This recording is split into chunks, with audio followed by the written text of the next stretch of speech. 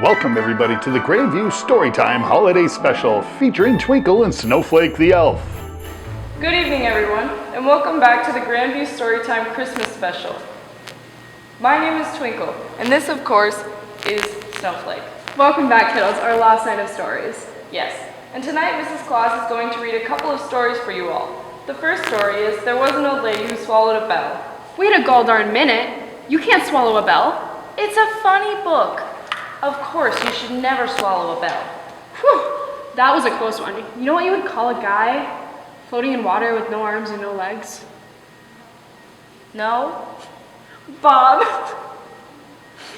You see, Bob had a tail, and we tied this lady's bell to it, and you know what we would call him then? No idea, Snowflake. A Christmas song. And which song would that be? You know, bells on bobtails ring, making spirits bright. What fun it is to laugh and sing a sunny song tonight. Oh, kids, here is The Old Lady Who Swallowed a Bell by Lucille Calandro. Jingle jingle all the way. Good evening, boys and girls. I'm glad that you have joined me for story time. We've had some very fun, different Christmas stories, and this is another one that is just so funny and so silly. It's called There Was an Old Lady Who Swallowed a Bell. You can already tell this is going to be a silly story. There was an old lady who swallowed a bell. How it jingled and jangled and tickled as well. I don't know why she swallowed a bell. I wish she would tell. There was an old lady who swallowed some bows. Soft as the snow were those velvety bows. She swallowed the bows to tie up the bell that jingled and jangled and tickled as well. I don't know why she swallowed a bell. I wish she would tell. There was an old lady who swallowed some gifts. It gave her a lift to swallow the gifts. She swallowed the gifts to go with the bows. She swallowed the bows to tie up the bell that jingled and jangled and tickled as well. I don't know why she swallowed a bell. I wish she would tell. There was an old lady who swallowed a sack. It was easy to pack, a very big sack. Can you imagine swallowing a sack? She swallowed the sack to hold all of the gifts. She swallowed the gifts to go with the bows. She swallowed the bows to tie up the bell that jingled and jangled and tickled as well. I don't know why she swallowed that bell. I wish she would tell. There was an old lady who swallowed a sleigh. What a ton it weighed, that shiny red sleigh. She swallowed the sleigh to carry the sack. She swallowed the sack to hold all of the gifts. She swallowed the gifts to go with the bows, and she swallowed the bows to tie up the bell that jingled and jangled and tickled as well. I don't know why she swallowed that bell. I sure wish she would tell. There was an old lady who swallowed some reindeer. Oh, really, reindeer? They were in full flight gear, those soaring reindeer. She swallowed the reindeer to steer the sleigh. She swallowed the sleigh to carry the sack. She swallowed the sack to hold all of those gifts. She swallowed the gifts to go with the bows. She swallowed the bows to tie up the bell that jingled and jangled and tickled as well. I still don't know why she swallowed that bell. Then the old lady needed a treat. She thought a candy cane would be very sweet. But when she heard a jolly ho, ho, ho, she knew it was time for her to go. So she whistled loudly, and soon by her side was Santa Claus waiting for a ride. So she swallowed all those things, and then Santa was there. He got in the sled, took all the toys in the sack and the reindeer. Now that is a silly story, isn't it? But it's kind of funny, but don't be swallowing any bells. That was a funny story. She must have been really hungry. I mean, she ate like a bunch of reindeer. You know, it's just like a funny story, right? Of course. Hey, speaking of reindeer, do you know why Dasher and Dancer are always taking coffee breaks? Why are they? Because they are Santa's Starbucks. Must you always make a joke out of everything? Not all the time. You know where a reindeer goes if they lose their tail, right? I have no idea. Where? Any retail store. Oh dear. You said a joke. Hey kids, here is All the Places to Love by Patricia McLaughlin. Okay, now I have another story to read to you tonight, and it's called All the Places to Love, and it's by Patricia McLaughlin. All the Places to Love. On the day that I was born, my grandmother wrapped me in a blanket made from the wool of her very own sheep.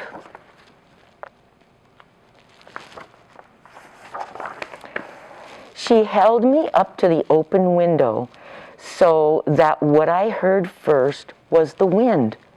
What I saw first were all the places to love. The valley, the river falling down over the rocks, and the hilltop where the blueberries grew.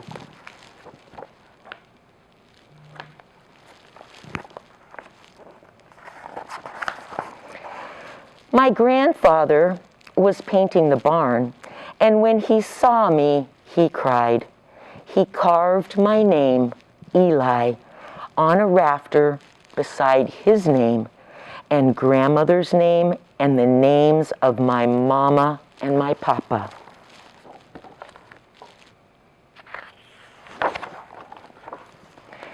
Mama carried me on her shoulders before I could walk. Through the meadows and the hayfields, the cows watched us and the sheep scattered. The dogs ran ahead, looking back with sly smiles. When the grass was high, only their tails showed.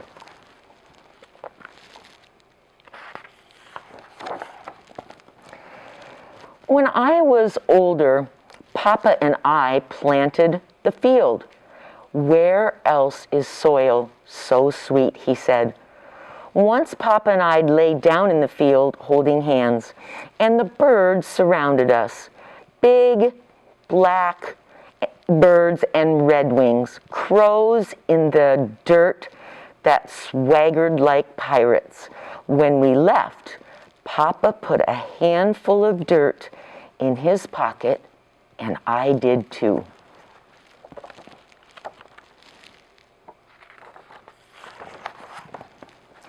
My grandma loved the river the best of all the places to love. That sound like a whisper, she said, gathering in pools where trout flashed like jewels in the sunlight. Grandmother sailed little bark boats downriver to me with a message. I love you, Eli, one said. Oh, wouldn't that be fun to do? Make a little boat and let it go down the creek. Might be a good idea. You could try it. We jumped from rock to rock to rock, across the river to where the woods began. When blueberries grew under the pine needle patch and trillium bloomed, under the beech tree was a soft, rounded bed where the deer had slept. The bed was warm when I touched it.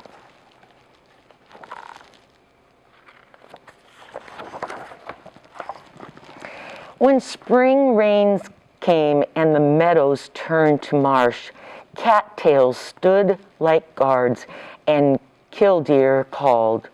Ducks nestled by marsh marigolds, and the old turtle, his shell all worn, no matter how slow, still surprised me. There's that turtle. They don't move very fast. Sometimes we climbed to the place Mama loved the best, with our blueberry buckets and a chair for my grandma. The blueberry barren was no trees grew, the sky an arm's length away, where marsh hawks skimmed over the land and bears came to eat fruit, and wild turkeys left footprints for us to find. Like messages. Where else, said Mama, can I see the sun rise on one side and the sun set on the other side? They're going to pick blueberries. My grandfather's barn is sweet-smelling and dark and cool. Leather harnesses hang like paintings against old wood, and hay dust floats like gold in the air. Grandfather once lived in the city, and once he lived by the sea.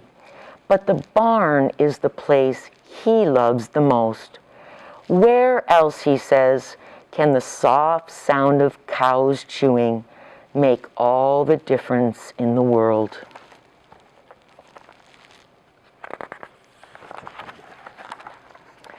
Today we wait, him sitting on a wooden slat chair and me on the hay, until much later my grandmother holds up a small bundle in the open window, wrapped in a blanket made from the wool of her sheep, and my grandfather cries.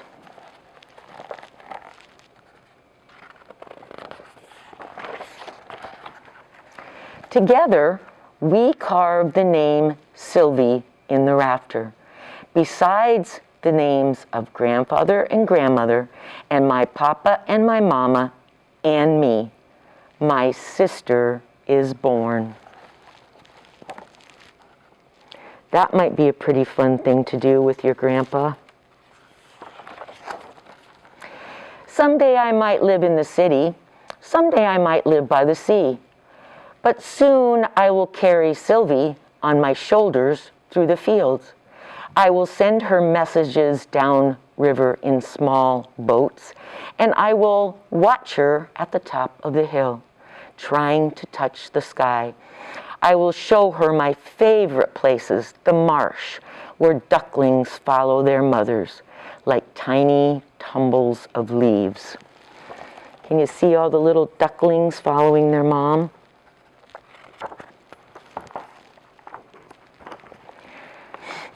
There's Eli up on the hill with his little sister showing her all the special places. All the places to love are here, I'll tell her, no matter where you may live.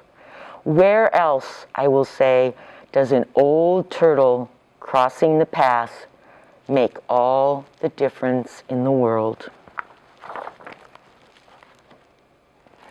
Thank you so much for listening tonight. I hope you have enjoyed the stories, and I hope that you all have a very Merry Christmas, and I hope to see all of you face to face next Christmas.